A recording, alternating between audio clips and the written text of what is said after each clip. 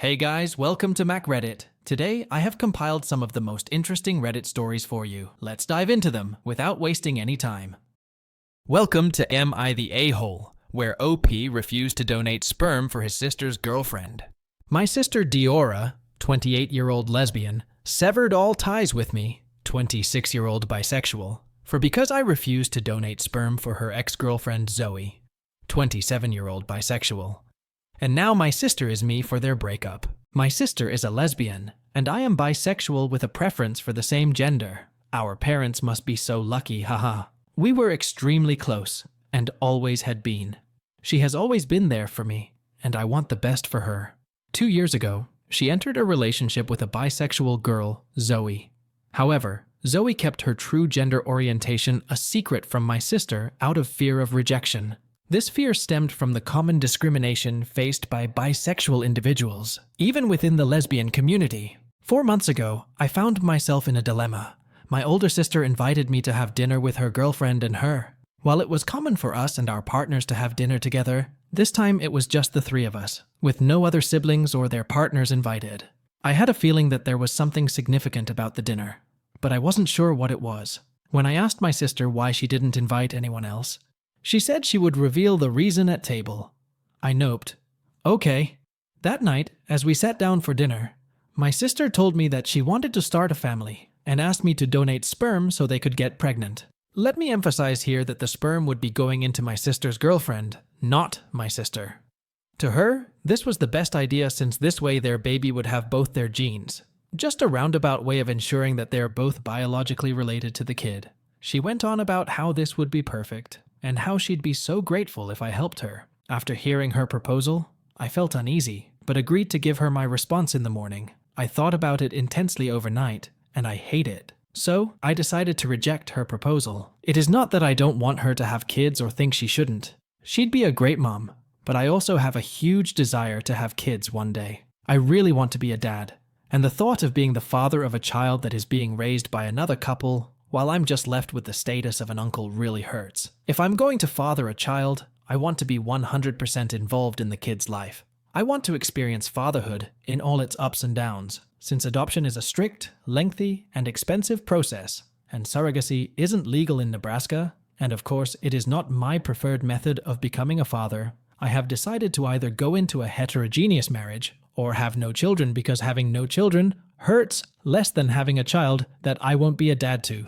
I know it sounds silly, and also counters the narrative of the rainbow community. WTV, this is how I think and am going to act because of it. These are, my sister thinks stupid, reasons I refused to donate my sperm to her girlfriend.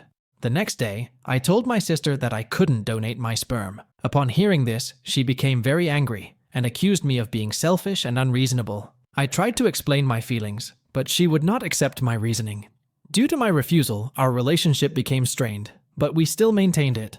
A week later, my sister and her girlfriend convinced our cousin Henry, 30-year-old male, to donate sperm, and her girlfriend got pregnant through IVF. She was happy, but a month after confirming the pregnancy, my sister caught her girlfriend cheating on her with Henry. When asked why she did this despite being a lesbian, she told my sister that she was not a lesbian, but bisexual, and preferred heterosexual relationships over same-gender ones. After this revelation, they had a fight that led to their breakup. After breaking up with my sister, Zoe married Henry the next month. After this episode, my sister reached out to me and blamed me for being responsible for their breakup. I tried to convince her that I was not responsible for their breakup. Instead, her girlfriend was a hypocrite, and if I had donated my sperm, she might have tried to lure me. I told her that it was good that her reality had surfaced before their marriage. However, she was not ready to listen to any of my explanations and continued to blame me for their breakup. In the end, she said that she would not contact me or talk to me anymore and asked me not to contact her again as well. I tried to reconcile with her, but she stood her ground. It has been 2 months since then, and we have not seen each other. I have been trying to contact her, but she neither contacts me nor answers my calls. Last week, I went to her home, but she didn't open the door for me. Sometimes, I think my refusal to donate sperm might have played a part in their breakup, and I cannot figure out whether I was wrong or not. So, am I the jerk for declining to donate sperm for my sister's girlfriend? OP is not an AH because he has every right to refuse donating sperm, especially when he has an intense desire to be fully involved as a father if he ever had a child. The second thing is that OP is not responsible for her sister's breakup. Rather, it was her girlfriend's dishonesty that led to their separation. OP's sister is being unreasonable, so I would give OP 0 out of 5 on the AH scale, and OP's sister 1.5 out of 5 on the AH. Let's now jump on to another Am I the AH story. A few months ago, my girlfriend, whom I will call Evan, 22-year-old female, and I, 23-year-old male, decided to start a small travel fund. I told Evan that when I was in my late teens, I used to save money for trips, and that I never used my travel fund for anything else, like being tempted to grab some cash from it when I really needed it. It helped me save a lot of money for traveling, and I traveled to 35 states of the USA with that money. He liked the idea. I made it explicitly clear that this was super important to me, because we don't have super high earnings, and anything we can save for the fund would be lovely since we were planning to travel to Italy this year. For the next 8 to 9 months, we both contributed to the fund, and we saved up enough money to cover accommodation expenses, which made me excited. However, this excitement of mine died out when, a few days ago, I was cleaning up and something made me look into our fund. The fund was in an envelope, and I opened the envelope to see how much we had saved. It was, I think, around 18,000 USD, because we each would save around $1,000 to $1,200. However, when I opened the envelope, it was empty, and the money was gone. When Evan came back from the store, I asked him where the money was, and he said he had spent half of it on a gift he recently bought me. It was a hardcover comic book. I knew that was pricey, and I was very happy and grateful when I received it. However, Evan couldn't tell me where the other half was. I was livid, not because he spent the money, though that also upset me a little bit, but because he spent it without telling me, and he didn't tell me where he spent one half of the amount. Now this was the real concern. When I insisted that he must tell me where he spent the other half, he confronted me and started saying that I was blaming him for stealing the money. I clearly told him that I don't care much about the money, nor do I blame him for stealing it, but I wanted to know where he spent it. We had been very close, and I knew what he had been doing in his late 20s, and there was nothing he needed to hide from me. But this time, he was hiding something from me. It raised many doubts in my mind. When he continuously resisted telling me where he spent the money, I decided not to talk about that money, but to silently investigate his activities. In the following 2 months, I talked to some of Evan's colleagues, who told me that he had been dating a girl for the last 2 months. It was surprising to me, but I didn't confront him because I wanted to see him dating someone with my own eyes and didn't want to confront him based on information from others. One day, he told me that the coming weekend he would go to see his parents 1 hour away from our place, but I sensed he was lying, so I decided to follow him on the weekend. When I followed him, it became clear that he was lying. I saw him going to a restaurant and meeting a girl named Ava, 21-year-old female, for lunch. When they were in the middle of lunch, I appeared at the table. He was shocked to see me and suddenly became very worried. I neither talked to him nor confronted him. After letting him know that I had caught him cheating on me, I returned to my flat. As I stepped out of the restaurant, I saw Evan coming behind me, leaving Ava in the restaurant and starting to apologize to me, catching my arm. I was surprised to see his behavior. I didn't want to fight with him on the road, so I told him to come home and tell me why he cheated on me. When we arrived home, I asked him why he cheated on me. He said that he was not cheating on me. Instead, he was trying double dating to boost his confidence and that he was in a serious relationship with me. He also swore to God that he didn't have any physical relationship with the girl he was dating. He also said that he would put the money back. I told him that all his excuses and explanations were ridiculous, and that the real problem was not money, but cheating. I also told him that I didn't trust him anymore, and don't want to live with him, and I have not slept with him after that, and he has been apologizing to me since then. I am considering breaking up with Evan, but my friends advise against it because they think Evan didn't intend to cheat on me. He just went on a casual date with another girl. So, AITAH for considering breaking up with Evan? OP is not an AH at all. Her boyfriend broke her trust by secretly dating someone else, no matter if it was physical or not. Dumping such a boyfriend seems to be the only option in this case. Cheating is unbearable in a relationship. If OP stays with her boyfriend, it is guaranteed that he would cheat on her again. I 32-year-old male, am working in a multinational company in California. I come from Xi'an, China, and my family belongs to the Han Chinese community. We migrated to the USA in January 1988.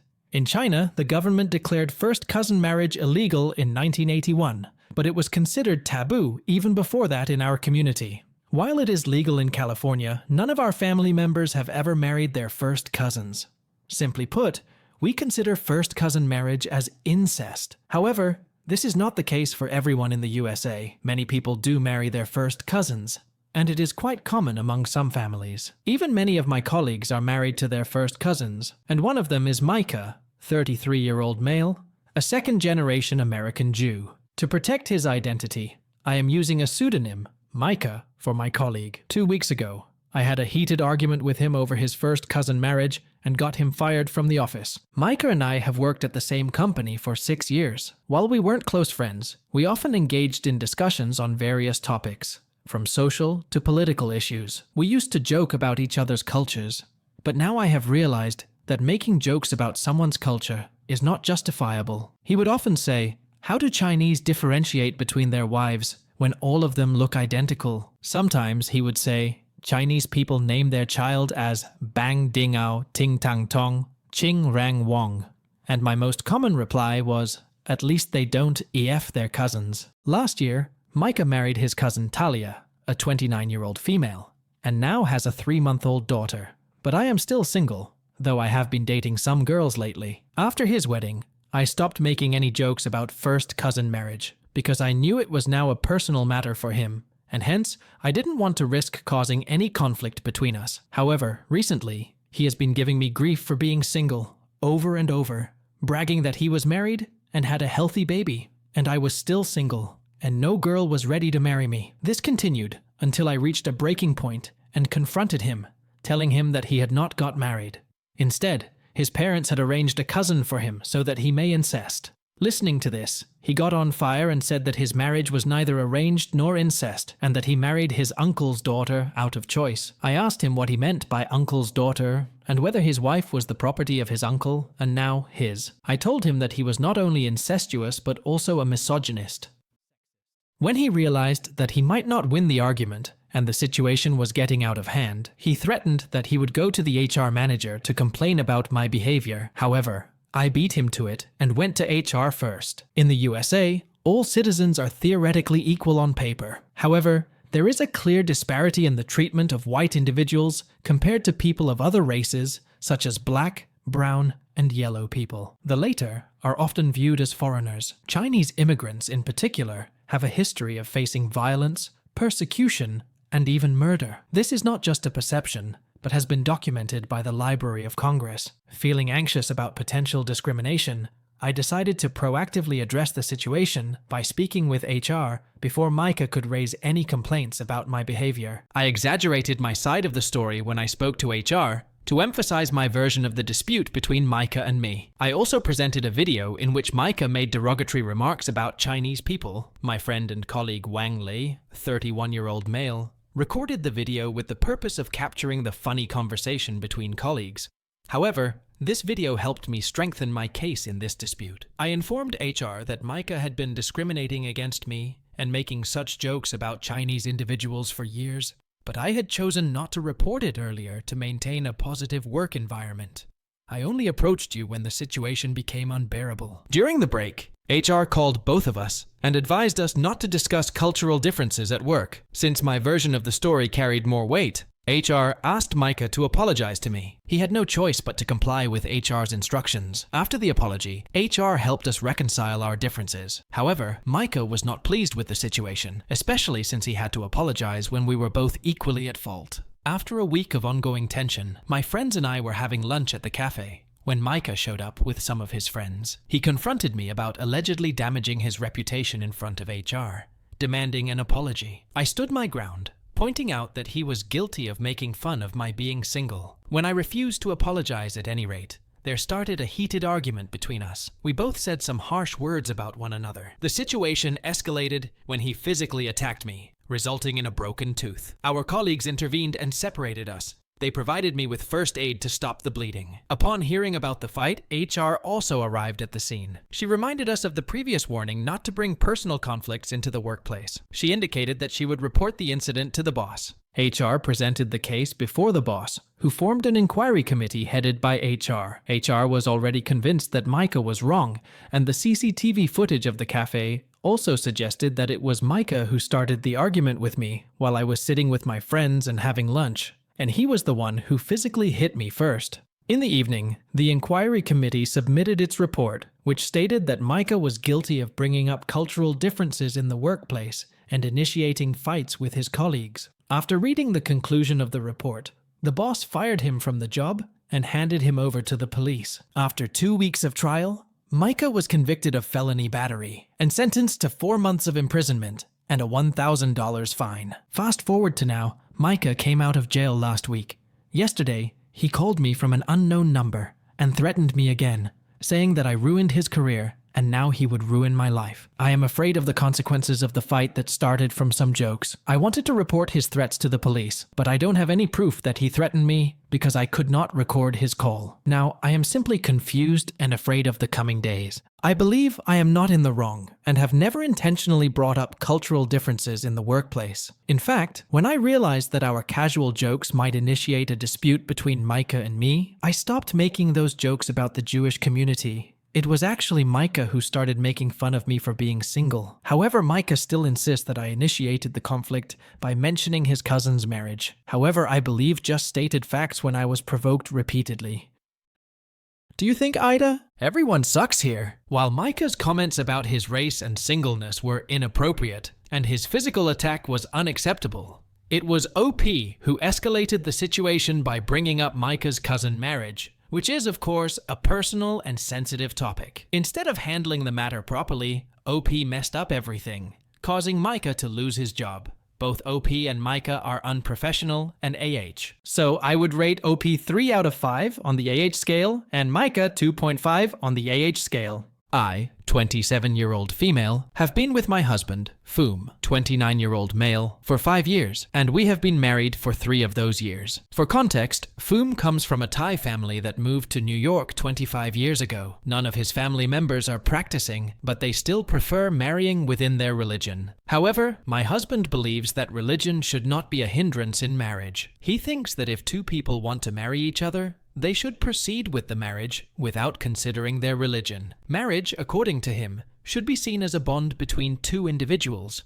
not just 2 individuals of the same religion. I belong to a white moderate family, and I also share the same views on marriage as my husband. We met at university in 2019, and soon became good friends because we shared many things, from quiz marks to hobbies, music, and food preferences. After being friends for 2 months, he proposed to me on the last day of our first semester. I found him to be a very decent and responsible person, so I accepted his proposal within a week. But I also told him that I wanted a serious relationship with him. He happily replied that he also had the same intention when he approached me. After hearing this, I felt very lucky to have such a person in my life. After dating for 1.5 years, we decided to get married. Initially, our families were hesitant regarding the interreligious marriage, but they had to agree because of our persistent insistence. Our marriage was perfect, and we were so happy. It felt like our entire life was perfect because I had a loving husband, a beautiful home, and economic stability. After a few months into our marriage, I became pregnant, and my husband and I were overjoyed, as was the rest of our family. After 3 months of the pregnancy,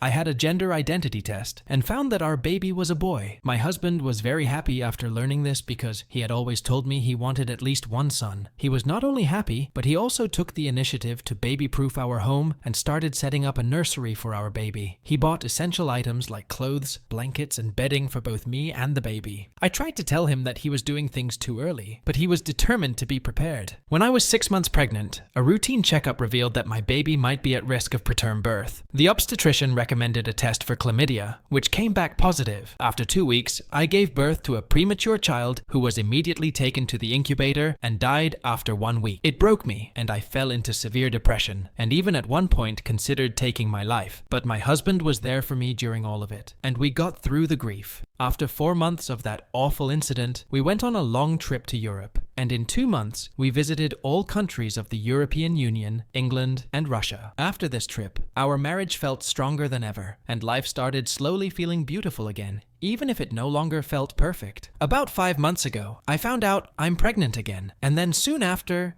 discovered that we're having triplets. My husband and I were over the moon because we wanted 2 to 3 children, and we had achieved that goal. We decided that we wouldn't try for any more children after this. Having triplets was the most satisfying feeling I had ever experienced. As I mentioned above, my husband had always been very good to me. However, this news made him an even more doting husband. He started working on the nursery for our children and collecting more baby essentials because this time we were expecting 3 babies. After the 18th week of the pregnancy, we decided to host a baby shower and gender reveal party. We decided that I alone would go for a test to ascertain the genders of our babies, and the gender of the babies would be a surprise for my husband and all other family members. So, I went alone, and after my return from the clinic, I revealed the gender of the babies to my brother David, 28-year-old male, and entrusted him with arranging the gender reveal party. He was specifically in charge of buying confetti cannons according to the gender of the babies and launching them at the party. The baby shower went wonderfully with my parents, in-laws,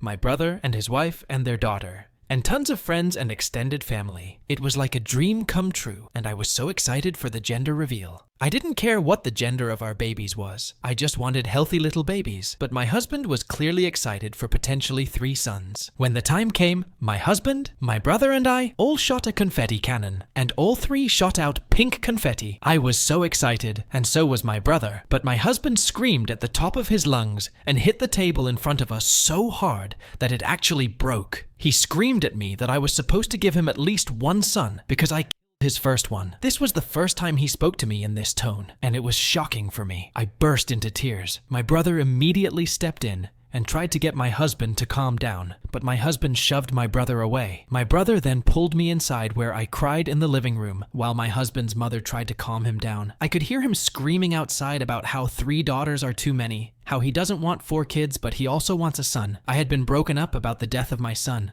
and I was slowly recovering from that wound. My husband, the love of my life, gave me another one. This one was actually deeper than the first, because the person who had been supporting me was now blaming me for the 3 baby girls we were expecting. Since that moment, my husband has hardly talked calmly to me, and we have argued twice, and he has been sleeping in the guest room since then. When I tried to talk to him about the matter, he confronted me and said he wanted at least 1 son. When I asked how I killed our first son, he said that if I had not gotten that infection, our son would not have been born prematurely and would not have died in the hospital. I was surprised to hear such lame arguments from my husband. When I told him this, a heated argument started between us, and it only ended when my mother-in-law intervened. All his arguments were wrong, but I still wanted to talk to him about our daughters, because I didn't want them to be ignored this way. Perhaps there is a hope deep in my heart that my husband will return to normal after some days. So, next week, I went to the guest room again and tried to talk to him about it. I asked how he would be with our daughters, but he spat at me and told me that he would provide them shelter and food. He said he wasn't interested in daughters and didn't plan to have a close relationship with them. This time, I didn't confront him. Instead, I decided to divorce him. Earlier today, I confided in my mother and MIL about all this, but they told me I can't divorce my husband just because he wants a son. I don't want my daughters to grow up in an unloving household where their parents constantly argue and their father doesn't love them. The moment my husband said I killed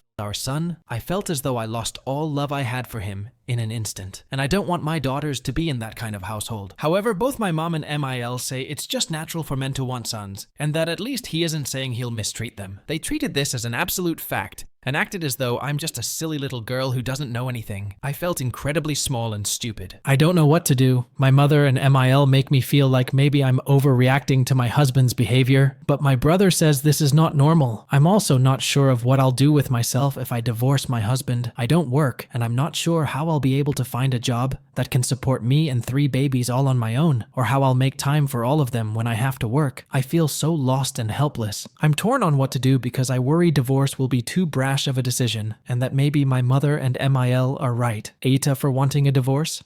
OP is not an AH because her husband's reaction at the gender reveal was emotionally abusive. Blaming OP for their son's death and rejecting the daughter is unacceptable. OP's husband's behavior is toxic and harmful to both OP and OP's children. No child should grow up feeling unwanted, and it's commendable that you want to protect your daughters from this environment. OP is justified in demanding a divorce because prioritizing her and her children's well-being is not overreacting. More power to OP. I, 19-year-old female, confronted my father, Elijah, 52-year-old male, last night because he ate the food that I bought with my money and called him a useless parent. It is because he always locks the food he brings home and steal whatever my little sitter or I have. For context, I am a fourth-generation Jewish immigrant to the USA. My great-grandfather migrated to the USA in 1938 to escape Nazi persecution in Germany.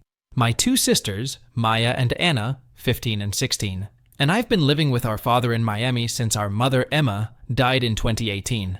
In 2005, my father married my mom, who was also from a Jewish immigrant family. It was an arranged marriage, and hence my parents didn't know much about each other before their wedding. If my mother were familiar with the mindset of my father, she would have never married him. Just after 1 year of their wedding, disputes started between them when my mother gave birth to me, a girl. It was because my father didn't want to have any girls as his offspring and was upset for not having boys. My grandparents intervened and calmed my father down, ending the dispute between my parents. My late grandfather told my father that if his child was not a boy, he could have boys later on and should not spoil his relationship with his wife. After some time, my father calmed down, and my parents started trying for another baby, and my mother got pregnant soon. However, when they had a gender identity test, they found out that their second child was also a girl. Upon learning this, my father got very angry and suggested aborting the baby, but my mother was not ready for it. Despite my father's objections, my mother gave birth to my younger sister. After her birth, he started talking about wanting a divorce from my mother. My grandparents had passed away at that time, but our other relatives intervened and convinced my father to try for a boy once more. They tried and had another baby girl. After her birth, my father started taunting my mother because she had given birth to 3 girls one after another. It was humiliating for my mom, and she felt like a machine for producing my father's babies and was expected to produce sons. After the 3 painful episodes, my mother was not ready for another one, so she decided to get a divorce. After the court proceedings, they separated in 2011. Following the divorce, my mother and all of us siblings moved to a new apartment. My mom started working at a departmental store, and as per the court directions, my father was obliged to pay a part of our expenses. So, we started a new life. Though we didn't have enough money for a luxurious lifestyle, we were happy because we were living here peacefully. No one was taunting our mother for giving birth to 3 girls, and no one was demeaning us for being girls. After divorcing Mom, our father didn't remarry and started consuming alcohol and abusing drugs, which led him to losing his job. However, after some time, his friends helped him quit drugs and reduce his alcohol consumption, and assisted him in finding a new job. Although he was no longer an alcoholic, his behavior had changed significantly, and he remained unmarried, living alone. My aunt told me that he was very disappointed about not having a son, and this was the main reason he didn't marry again. After 7 years, misfortune struck us again, and our mother died in 2018. At that time, I was just 12 years old. We had no option but to move in with our father, and he also had to accept us under family pressure, and because we were his responsibility, at least according to the court directions. He took us in but didn't take care of us as a parent is supposed to do. Despite his decent income, he did not spend much on me and my younger sister, Anna. However, he is specially instructed by his sister, our aunt, Hannah, 39-year-old female, to take care of our youngest sister, Maya, who is the best friend of her son, John. You know why? If you know, you know. After graduating from high school, I had no option but to discontinue my education and start working. Since I was neither highly educated nor skilled in a particular profession, I began working as a waitress in a nearby restaurant and started earning enough to feed myself. I usually eat at the restaurant but bring some food home to feed my sisters. And sometimes, I also share my food with my father, despite his awful behavior towards us. This was the background, and now let me get to what happened last week that led to me yelling at my dad and calling him a useless parent. Our fridge is usually close to empty. There are always condiments, eggs, and some sort of shredded cheese, but that's it. Usually there is cream for coffee too, which I sometimes use for cereal. The pantry is full of dried pasta, Cheerios, and granola bars that are strictly for my sister. My dad locks away all of the good food for himself and wears the key around his neck like effing Zoe 101. So there's nothing to really make besides scrambled eggs, cereal, or pasta. My father says that I should be grateful that there's food at all, but I'm sorry, I can't just live off of those things, particularly after I started doing a job. Plus, I have a really sensitive stomach, so a lot of dairy and gluten will destroy my stomach. One day, I bought my own food and left it in the fridge. I got a big enough meal to eat half that night and half the next night. I don't make enough money to buy solid meals for myself all the time, so I was really looking forward to not eating the same old thing yet again. I opened the fridge today when I was hungry to the point of vomiting, and the majority of my food was gone. Maybe a bite or two left, but nothing I could actually get full off of. So naturally, I got pissed because I'm starving. I paid for it with the little money I have in the first place, and my dad didn't even ask. So I walked into his home office and asked him if he ate my food. His argument was that he thought it was old from days ago, when he literally knows I came home with it last night. I even got him something too, which he ate for dinner last night. Then I got even more mad, saying I'm starving and haven't eaten anything in over 6 hours. He started bawling his eyes out, then started yelling at me for being overdramatic.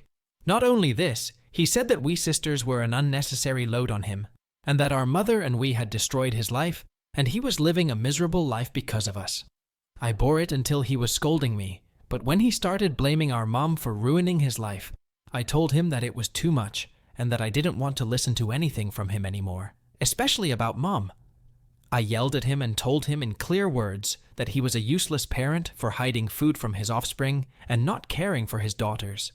He got on fire listening to all this and said that we were a burden for him the court had laden on him, and that he always prayed to get rid of us. Then, he dramatically left the house, saying he's gonna blow off work for the rest of the day to go and get me the same meal. So, not only did he eat my food, scold me, and blaming our mother, he guilt-tripped me and made me feel like I'm the reason why he's not gonna make any money today, because he ate my food that I starved myself for. When I told my sister, she sighed and rolled her eyes because this has happened to her too with the same excuse. All I knew after that argument was that I was mad and had extremely low blood sugar, so I thought I might just sleep it off or something. As I was too much hungry, I ate some old food from the fridge and then went out and had dinner at a small restaurant in our neighborhood. Now I think I am an adult and should move out after securing a good job for me, as my father's behavior is also not good towards my younger sister, Anna, as well. I want to take her with myself. Am I the asshole for reacting the way I did? OP is not an AH for yelling at her abusive father. Her father is a strange creature who treats his daughters as if they are a burden, especially considering the fact that OP is earning for herself and her sister. Because of all this, OP's father is a big AH. I would rate OP 0 out of 5 on the AH scale and her father 3.5. I, 37-year-old female, have been married to my husband, Asher, 40-year-old male, for 15 years. We have different political beliefs. I am liberal and a staunch supporter of the Democratic Party, while my husband is a conservative Republican and a local official in the Republican Party. He is a strong supporter of Donald Trump. You might be thinking that if we are so far apart, how and why did we marry? Basically, we belong to Jewish families, where arranged marriage is common, and our marriage is also a marriage of convenience. We got married just 6 months after our families first met. Another factor is that my husband didn't reveal his political beliefs before or at the time of our wedding. So we seemed to be a perfect couple at that time. After our wedding, we slowly came to know about one another's political beliefs, but we didn't have much of a problem with our political views because we didn't not bring our political beliefs home. However, as time passed, our contrasting political views began to create problems for us, and now I believe our marriage cannot work anymore. So last week, I asked my husband for a divorce. I can say that all this seriously started when we had our first son, Levi, now 22-year-old male. After 3 years of marriage, at his first birthday party, my husband expressed his desire to raise him according to American values, traditional family structures, gender roles, national patriotism, and blah blah blah. I strongly disagreed with him and said that I don't want my son to be an ancient American in this modern era. Instead, I suggested that we should teach our son the lesson of equality among all Americans, regardless of race, ethnicity, sexual orientation, and religion. I believe that our son should be an epitome of individual liberty. This difference of opinion soon turned into a heated argument, and my husband left the party, almost spoiling the first birthday of our son, and returned home late at night. We didn't talk to each other for a week, and our relationship normalized only when our families intervened and made us promise that we would not discuss our political differences at home. Though it was difficult, we agreed because we wanted to make our marriage work. My husband didn't talk much about anything controversial for some time. As old habits die hard, he confronted me when we were deciding to send our son to school. He sent Levi to a school of his choice, and after that, he tried his best to teach him the American values. He did the same for our other 2 children. After high school, our son joined Liberty University. I was not happy with his decision and the life path he had chosen, taking advice from his father. Fast forward to 2020. Our son moved out and started living with his friend, Adam, now 23-year-old male. Whenever he came home, Adam was always with him. Seeing their bond, I began to doubt their relationship. When I asked my son why he was so close to Adam, and if he didn't have other friends, he was hesitant at first. However, he eventually told me that Adam was not just his friend, but his boyfriend. I was surprised, perhaps even happy, to learn that my son was not conservative like my husband. However, my son told me not to reveal this to my husband because he was afraid of his reaction. I agreed. In 2021, when supporters of the Republican Party attacked the White House, I lamented their actions, which led to an argument with my husband. During the fight, I accused him of boasting as a conservative while his own son was gay. He was shocked to learn about his son's orientation. After this revelation, he fell silent. Later that evening, he called our son and asked him to visit home, but he didn't disclose the reason for the invitation. In the evening, Levi came home with his boyfriend. My husband reacted violently and started physically assaulting our son. My son's boyfriend and I intervened to stop the abuse, threatening to involve the police if the violence continued and file a suit of domestic violence against him. Faced with the prospect of legal action, my husband ceased the assault, but demanded that Levi's boyfriend leave our house immediately. Levi's boyfriend, who was worried about his safety after witnessing the physical abuse, left the home promptly. Our son, red-faced, sat in the corner, and our daughter looked on disapprovingly. After some time, my husband took Levi with him in his car, stating they would return home late. I was worried that my husband might harm my son, so I called the police and explained the situation. I informed them about the violence at home, and that my husband had taken our son out of the home without informing us of their whereabouts. I expressed concerns that he might do something unpleasant to him. The police tried to search for them but failed. Not only this, I wrote a long post on social media explaining my husband's views, particularly his opinion about gays. I also told the story of my husband beating our son and said it is unfortunate that my husband hates our son for who he is. I cursed my husband, accusing him of being a bigot. When I posted my opinion, I received an overwhelming response from social media. People started criticizing my husband for his views and his actions towards gays, and showed support for my son. I hoped that the police would arrest him soon and teach him a lesson. However, I was shocked when my son and husband came home together like friends. It seemed that nothing had happened between them, and my son seemed to be absolutely normal. I didn't know how my husband normalized him. When my husband returned with our son, he confronted me again, accusing me of creating a rift between father and son and wanting people to hate him. I didn't care much about my husband's opinions of me, but it hurt me when my son blamed me for spoiling his relationship with his father. I explained to him that it was his father who had beaten him a few hours ago, and I had intervened to stop it. In response, my son claimed that I had provoked his father's reaction and insisted that it was a matter between them, and I had no right to interfere in their personal affairs. Feeling very disappointed, I went to my sister's home and shared the whole story with her. I expressed that I could not continue being the wife of a man who lacked compassion, equality, and respect for individual freedom. I confided in her that I wanted to divorce my husband, especially since he had turned our son against me, which was the most painful part of it all. The following day, I confronted my husband and demanded a divorce. He responded by stating that he also had no interest in staying with me and threatened legal action. Despite my request for a divorce, I am uncertain about the righteousness of my decision as our family is now divided, and I sometimes feel responsible for the rift. OP is not an AH, and her demand is justified. It seems to be the healthiest solution given the circumstances. It is not all about political beliefs, but the demand for divorce stems from fundamental differences in values, beliefs, and parenting styles. And on top of it, due to OP's husband's intolerance and violent behavior. For his behavior, OP's husband is a big AH. So, I would give OP's husband 3 out of 5, and OP 0 out of 5 on the AH scale. Let's now jump onto the next story where OP refuses to replace a plastic lawn chair that she accidentally broke at her husband's grandparents' house while rushing to save his child from falling into the pool.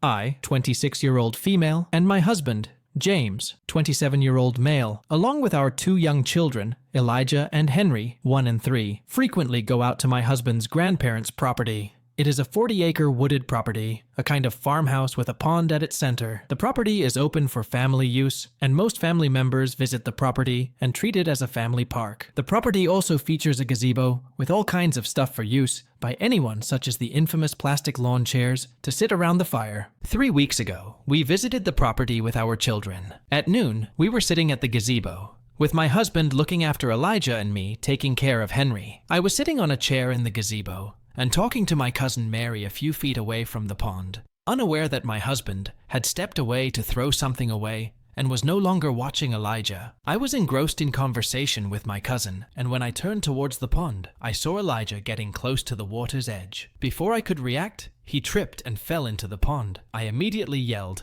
"Child in the pond," and sprang into action, pushing my cousin out of the way and rushing towards the pond to save my son from drowning. Thankfully, he is okay because he was in the water for less than 5 seconds. As I got up from the chair, it fell to the ground, breaking up by the left shoulder. My husband has been very apologetic about that, and still beating himself up for not telling me I needed to watch both kids, and not just Henry, whom I was gently pushing on a porch swing while talking to my cousin. Before we left, we always stopped by if grandparents were home to chat for a bit. This time, when we reached their home, we found out that Grandma was not there. James's younger uncle had taken her to the hospital. Grandma is diabetic, and Grandpa told us that the uncle had taken her to the hospital after she had an episode of hypoglycemia. We apologized for not knowing about it, and explained that we turn off our phone whenever we are spending time together. We assured Grandpa that we would visit Grandma the same day. Then, we told Grandpa what happened to our child and how the chair broke. Grandpa said it was all right and expressed his relief that our child was okay. He also thanked us for informing him so he could get the chair repaired. After leaving our home, we went to the hospital to see Grandma, who was admitted because her sugar level had fallen below 50 milligrams per DL. However, she is now okay and has normal sugar levels. The doctor has advised us to continuously monitor her food. Grandma does not like my husband and me, and usually treats us like outsiders. I don't know why. However, Grandpa is a kind-hearted person and treats all family members equally. After visiting Grandma in the hospital, we stopped at the store before heading home and bought a replacement chair for the one that I had mistakenly broken at my grandparents' property. My husband said that I was being petty and that there was no need to buy a new chair. I know I was probably being petty, but I believe that a line needs to be drawn, and we must not be a burden on someone else. This weekend, we visited our grandparents' property, our family park, again. I didn't bring the chair that I had bought as a replacement. Frankly, I just forgot it. When we arrived, we noticed that the chair had been fixed with some Gorilla Tape, so we didn't think much about it. However, I realized I had forgotten to bring the replacement chair. We enjoyed our day with our children, family members, and some friends. Not only family members, but close friends also visit their farm. As usual, on our way back home, we stopped by to visit our grandparents. When we arrived at their home, Grandpa was not there, and Grandma answered the door when we rang the bell. I wanted to ask how she was feeling, but before I could say anything, she mentioned that we needed to replace the chair we broke 2 weeks ago. My husband sternly told her that we don't need to replace anything because it was his grandpa's property. Before I could say anything, she closed the door in our face, saying, "Come to me only after replacing the chair." At first, I personally thought it was not a big deal, and we should have offered to replace it when we had already told our grandparents it got broken. So, I asked my husband why he was so upset, and why he didn't tell her we already have a replacement. We just forgot it. He said many people over the years have broken chairs and other such things at the farmhouse, but she neither asked anyone to replace the item, nor did anyone offer to replace it. Instead, our grandparents always threw the broken items away right away, and always told others, like Grandpa told us initially, "Don't worry about it." Her attitude, and the fact this is commonplace for my husband, to be expected to act differently from the rest of his family, has me thinking we should instead return the chair, and just start bringing our own out there from now on. So, Wibta for refusing to replace the chair over her attitude? OP is not an AH because she had already bought a replacement chair, showing responsibility, even though the grandparents initially dismissed it as not a big deal. However, Grandma's insistence on replacing it doesn't seem to be fair. Grandma is being unreasonable here.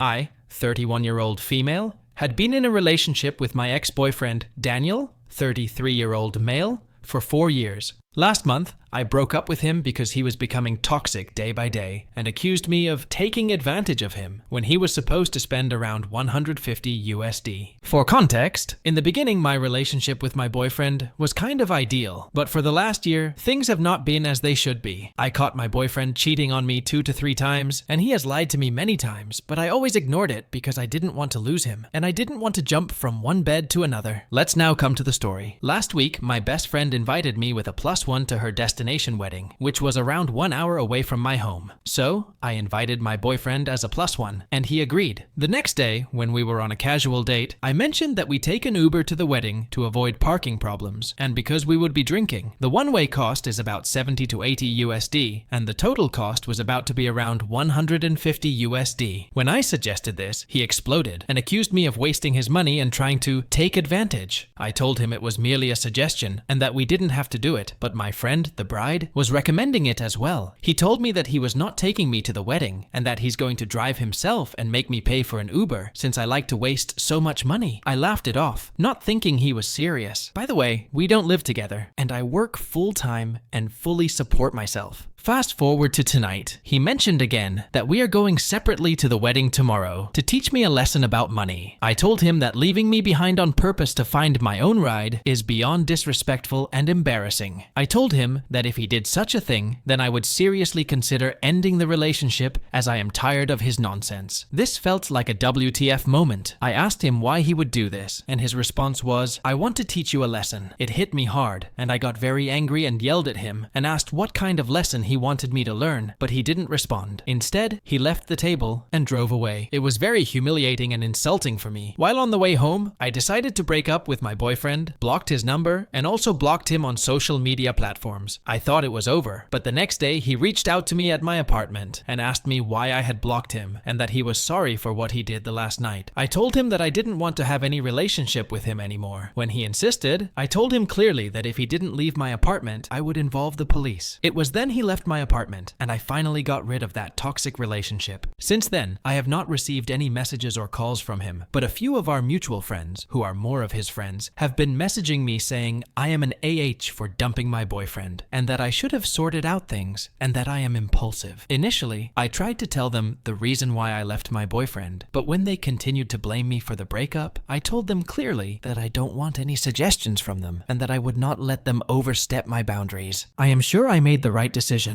but I don't know why my friends think that I am an AH. What do the Redditors think? Am I the AH? OP is absolutely not an AH for dumping a toxic boyfriend who repeatedly cheated, lied, and disrespected her. His reaction to a simple suggestion was manipulative and petty, and it is not bearable in any way. If I were the OP, I would have left such a partner after his first instance of cheating, because in a relationship, cheating is the ultimate deal breaker. I am stunned by how OP endured his repeated cheating. However, finally, OP took the right decision. As for AH scores, I would give OP 0 out of 5 and OP's ex-boyfriend 3 out of 5 on the AH scale. Moreover, Daniel's friends who blame OP for the breakup are also AHs and deserves at least 2 out of 5. Let's now move on to another Am I the A-hole, where OP breaks up with her so-called best friend because she rejects the gift OP presents at her wedding just because the gift was not expensive. I, 31-year-old female, have recently broken up with my so-called best friend, Clara, 30-year-old female, because she rejected my gift I gave her at her wedding, saying it was something that is actually needed. Now, I am confused whether my decision was right. Background. Clara and I have known each other since college time. We used to live together, help each other out in breakups, job changes, family drama, and whatnot. However, one thing I recently noticed that I have helped her financially many times, but she has never. By the way, she stood for me when I had a breakup with my boyfriend, providing me with emotional support and saying stuff like, "You deserve better than him," and blah blah blah. When she got engaged last year, I was really excited for her. She asked me to be her maid of honor, which I happily agreed to. I was available to help her plan out the bridal shower, pick out her dress for the wedding, and even gave her money for a few last-minute wedding expenses to make sure things come out all right when cash was running tight. I didn't have any problem with this because she was my best friend, and that is what friends are for. Fast forward to her wedding, which was the last month. Everything planned was accomplished with no delay whatsoever. Clara was looking like an angel, and it was one of those picture-perfect weddings that came in magazines. I gave a heartfelt speech, danced with her family, and did everything a maid of honor is supposed to do. I was genuinely happy for her, and wedding went great. However, after around 3 weeks of the wedding, I realized that I didn't receive a thank you note from Clara. Not even a nominal thanks for the gift I gave her at her wedding. The gift was a small handmade quilt, stitched over months, and even I had embroidered initials of her and her husband's names and their wedding date on its corner. I was expecting her to be very happy after receiving my gift, and that she would respond in some sort of way, but she didn't. This is where things started going down. The next day, I met a mutual friend of ours who was also at the wedding. While talking casually, she mentioned that Clara loved all the gifts she got,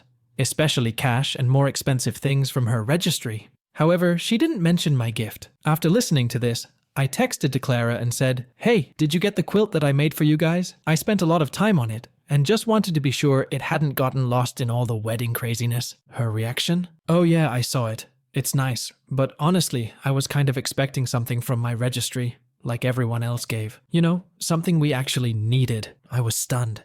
She said it so casually, like my gift didn't mean anything to her, because it wasn't something from her registry. I didn't know what to say, so I just hung up, feeling completely dismissed. It really took me a few days to process it, but the more I thought about it, the angrier I became. That quilt I put so much effort into, and all those hours and money with helping her prepare for her wedding. What is it with people anyway? It wasn't even about the money. It was just that she didn't appreciate something personal I made for her. Then, a few days later, I wrote to Clara that the way she responded hurt me because I had put a lot of effort and time into it. I wanted it to be special, something passed down, or one that will be useful for years. She came back at me saying something like, "I didn't mean to hurt your feelings, but we just can't have things that serve no purpose. We really needed stuff from my registry." It was the last straw in our friendship. I told her that if she could not see any value in a gift coming from the heart, then maybe we were not as close as had thought, and that I didn't want to be friend with her anymore. Since then, I have not spoken to her. And most important thing to note is that she has also not tried to contact me, neither through another number nor through our mutual friends. We had dozens of common friends. Now, a few of our common friends say that I overreacted, and that Clara just happened to be practical, and that there was nothing wrong in it. But to me, it was never about the gift. It was always about the realization that she doesn't care about me as a friend anymore, and she was looking on it through the materialistic lens. OP is certainly not an AH. She put a lot of effort into creating a meaningful gift for her friend, and her friend dismissed it just because it didn't have any monetary value for her. It is really mean of her. OP's decision to put an end to such a nasty relationship is 100% right, because it is not just about the wedding. This response of OP's friend revealed her true nature, and she is a user who has been using OP for financial support and providing just so-called emotional support in return. OP's mutual friend, who says that OP overreacted, is naive. She either doesn't understand the meaning of the dismissal of OP's gift, or she does not know about the bigger picture. So, OP's friend is an AH, and I would give her a 2 out of 5 score on the AH scale, while OP is clear and I would give her a 0 out of 5. I, 29-year-old female, have a wedding coming up in a few months. I'm having trouble deciding whether or not to invite my brother Matt, 31-year-old male. He's always been a jokester, but over the past few years, his sense of humor turned out to be downright mean and offensive. While he claims it's all in good fun, his jokes have gotten so bad that they are actually damaging. I don't want him to ruin what is supposed to be the best day of my life. Background. To give you some background, Matt has always been the life of the party, making everyone laugh. But in recent times, he's become this brutally honest comedian, saying all that he feels with no regard for the other person, or any form of appropriateness or insults. He will crack jokes regarding people's appearances, their jobs, or their relationships. For instance, he ruined a family function by making such jokes to our cousin, who had recently joined a gym. She laughed it off, but I could see how embarrassed she was. The final straw for me came at my engagement party. My fiancé, Jack, 30-year-old male, and I were really excited to celebrate with our closest friends and family, but my brother decided to make it all about his comedy routine. Throughout the evening, he kept making jokes about how I was snaring Jack by marrying him,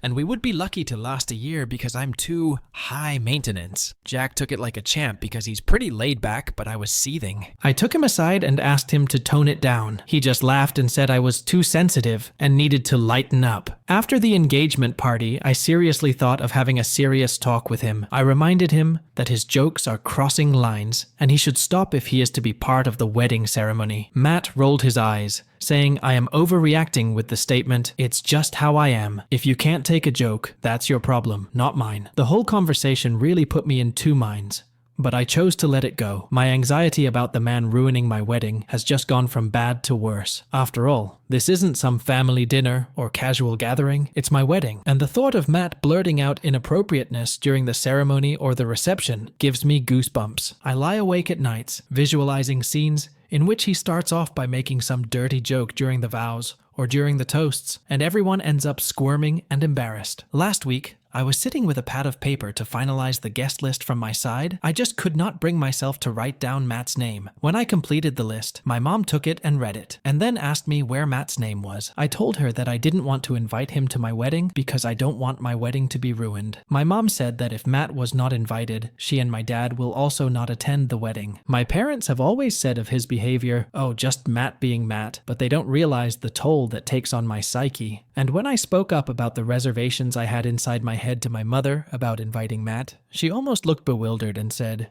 "You can't just leave your brother out of your wedding." I tried to explain to my mom how uncomfortable he is to have around, but she just told me that I'm being dramatic and that I should just let it go for one day. My dad is on the same page. He believes Matt's jokes are harmless and that I should stop being such a spoilsport. However, they do not know the kind of impact his words can have on me, and I don't want my wedding ruined by his so-called humor. The rest of my family, who include my cousins and aunts, have also known about Matt's behavior. Some of his family members have therefore drifted away from him over the years due to tiredness of being someone he always cracks jokes on. One of my cousins quit attending family gatherings over Matt's blunt remark about her profession, but my parents don't understand my concerns. So I want to ask, would I be a jerk if I don't invite my brother to my wedding because of his jokes?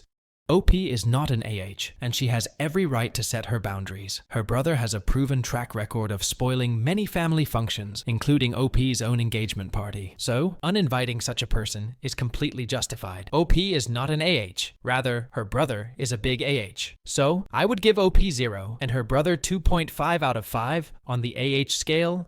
Let's now move on to another Am I the A-hole? I, 29-year-old female, have been with my boyfriend, Josh, 31-year-old male, for 5 years. We met through mutual friends and clicked immediately. So our relationship has always been very solid until recently. My boyfriend has been lying to me about his job for months when he actually didn't have one. Last night, he confessed the truth, and now I feel betrayed and want to break up with him. But at the same time, I am confused. For context, Josh has always been a creative, free spirit. He's worked all these weird jobs from freelance photography to video gigs, and even is sometimes a freelance graphic designer. While I love his passion for what he does, it has made life pretty tough because his income is totally unpredictable at times. One minute he gets this huge gig, and we can blow some cash around, and the next month he's out of work, and we're barely getting by. I have a safe marketing job, but for most of our relationship, I was the primary breadwinner. I never had an issue with it because Josh is a dreamer and always follows his passions. However, it has put quite a lot of pressure on me financially. We have talked about his getting something more stable, at least part-time, for the last couple of years to ease off some of that pressure from me. He'd always agree that things would be different, but nothing was ever done to show it. A couple of months ago, Josh finally told me he had been presented with what he explained was a dream job: become photographer for a small yet rapidly expanding fashion brand. He was ecstatic. It's freedom, and it's stable at the same time, he said. The salary wasn't spectacular, but it is a stable check, and he'd have room to grow. I was over the moon for him, and relieved that we would finally have some financial security. Josh seemed so excited and proud, and honestly, I was too. Everything seemed to be fine in the first few weeks. Josh would wake up early in the morning, telling me he had to head off to the office or meet with his clients. He even gave me some cool pictures that he supposedly took for the latest lookbook of his firm. Josh was bursting with energy, and seemed pretty happy for months, so I thought this new job was a panacea for all our problems. But then, little things started not adding up. Josh never really spoke of his co-workers, and whenever I asked him about his office, he'd give ambiguous answers like, "Oh, it's just a small space. Nothing fancy." At first, I did not think much of it, but I noticed that he stayed home more often than I could have anticipated. He would lie and say things like, "Oh, I'm working remotely today," or "We didn't have any shoots scheduled." I just let it slide because I trusted he was telling me the truth. Last month, I came home early from work. I wasn't feeling well. I thought Josh was busy at the office, but when I walked in, there he was, on the couch playing video games. I was all confused and asked him why he wasn't at work. He said he had a cancelled meeting. It was already making me feel uneasy, but I didn't want to be doing accusations without proof. So, I started paying more attention. I asked him even more specific questions about what he was doing on the job, such as which projects he's worked on and what his schedule looks like. And his answers were always vague. So I dug a bit deeper. I looked up the fashion brand he said he was working for. Nothing related to him on the website of this fashion brand. No social media posts tagging him as their photographer, no credits, nothing. It was at that moment that my gut dropped. I spoke to Josh that evening. I straight out confronted him and asked him whether he worked for this company or not. He dodged me at first by saying it's a small concern, and most of their stuff was unposted online. I wasn't buying into that. I told him that I couldn't find any evidence that he worked there, and asked him what was going on. He then broke down and confessed everything. There was no job. He never got hired by the fashion brand. He had been lying to me for months. Every morning when he left for work, he was going either to his friend's place or the park, pretending to be busy so I wouldn't worry. The photos he shared with me were old ones from freelancing jobs, and that's the reason he was home so much. Basically, he didn't have any place to be. I was so angry. I couldn't believe he had been lying to me for so long. I am thinking of breaking up with him, but at the same time I am confused. What should I do? What Josh did is completely wrong, and his lies speak of his immaturity and failure to take responsibility on his part. So, I would advise OP to sit down and have an honest conversation with him about this and whether he's open to making concrete changes, such as finding stable employment and being transparent going forward. If he is not, just dump him and move on.